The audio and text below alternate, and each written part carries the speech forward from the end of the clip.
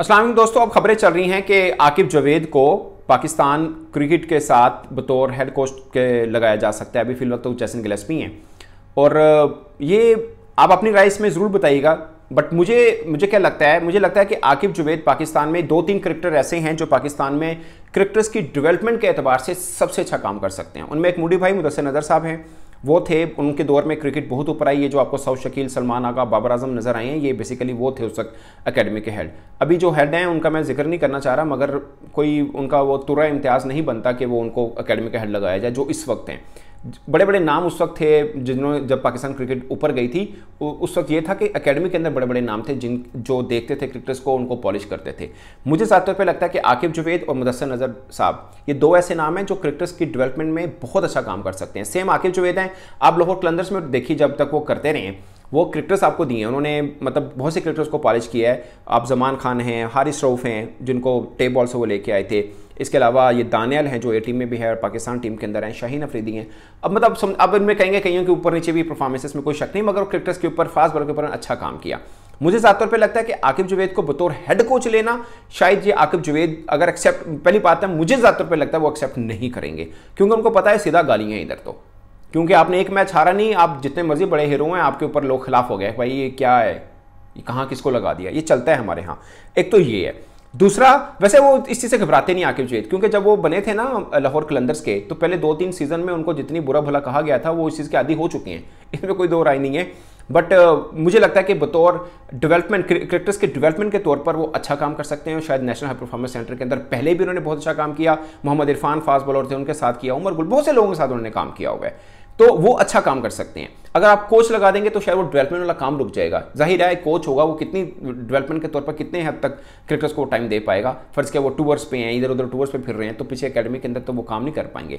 मुझे लगता है कि आपके पास दो नाम हैं जो पहले भी यूज़ करते रहे, आपको क्रिकेट को बहुत बेहतर भी किया। एक मुदस्सिर नज़र साहब थे, एक आकिब जावेद साहब हैं। अगर उनको आप हेड कोच के तौर पर लगाएंगे शायद वो ज्यादती होगी उनके साथ। आई पर्सनली थिंक कि शायद वो खुद भी एक्सेप्ट नहीं करेंगे आकिब जावेद साहब, क्योंकि जब उनको अब लाया गया था तो एकेडमी के डायरेक्टर के तौर पे ही लाया जा रहा था, लेकिन बीच में सिलेक्शन कमेटी उनको थमा दी गई और सिलेक्शन कमेटी के अंदर उन्होंने कुछ जादू कर दिया। पाकिस्तान दो टेस्ट मैच जीत गया और सीरीज जीत गया। उसके बाद बहुत से मामला उनके हाथ में आ गए। हमारे यहाँ यही होता है, पहले मोहम्मद हफीज़ थे, उनके हाथ में सारे मामला थे, फिर वहाब रियाज थे, उनके हाथ में सारे मामला थे, उसके बाद अब वकार यूनुस आए, उनके हाथ में थे, उसके बाद अब आकिब जावेद आए, उनके हाथ में है। इनमें से कुछ लोग हैं, इनमें बुरे नहीं है, मैं नहीं कह रहा बुरे हैं, बट सारे मामला एक बंदा नहीं डील कर सकता, ये श्योर है। अब देखिए ना, आपने वहाब रियाज को सिलेक्शन कमेटी में डाल दिया, अपने मैनेजर के, सीनियर मैनेजर के तौर पर आपने एक तरह से उनको गैरी क्रिस्टन के ऊपर ला खड़ा कर दिया कि आपने सारे मामला देखने। ये ज्यादती थी, ये ज्यादती थी। अब आकिब जावेद को आपने लाया एकेडमी के तौर पर, आपको सिलेक्शन कमेटी में डाले, मुझे लगता है सिलेक्शन कमेटी की हद तक वो ठीक है, क्योंकि उनको पता चलता रहेगा कौन से क्रिकेटर अच्छे आ रहे हैं, कौन से बुरे हैं। अगर वो डायरेक्टर एकेडमी रहे तो वहां तक ठीक है, बट आप उनको कोचिंग में डालेंगे, शायद उनके साथ भी ज्यादती होगी और क्रिकेट के साथ भी होगी, क्योंकि कोचिंग के तौर पे आपको अच्छे नाम ही वो नाम चाहिए जो कोच के तौर पर अच्छे काम कर रहे हैं। अगरचे आप देखिए ना, आकिब जावेद श्रीलंका के साथ थे, श्रीलंका ने 32 बरस के बाद इंडिया को वनडे सीरीज हरा दी। पाकिस्तान के एक चैनल पे बात कर रहे थे आकिब जावेद, उनसे पूछा यार आप देखें, आप असिस्टेंट कोच बने और उनकी टीम जीत गई। उन्होंने बोला नहीं, मेरा कोई कमाल नहीं है, टीम तो स्पिनर से जीती है। ये उनका बड़ा मानना है, वो खुद ही माने हैं। सेम जब लाहौर कलंदर PSL की ट्रॉफी जीती, उस वक्त उनको कोविड हो गया था और वो होटल के अंदर थे। उन्होंने बोला कि नहीं, मेरा कमाल नहीं है, मैं तो, मेरा काम डेवलपमेंट है, मैंने डेवलपमेंट किया है। तो ये खुद भी वो मानते हैं कि वो डेवलपमेंट के तौर पर अच्छा काम कर सकते हैं, और मुझे लगता है कि वही करना चाहिए। वो पाकिस्तान को आइंदा 1-2-3 सालों में बहुत अच्छे क्रिकेटर्स दे सकते हैं।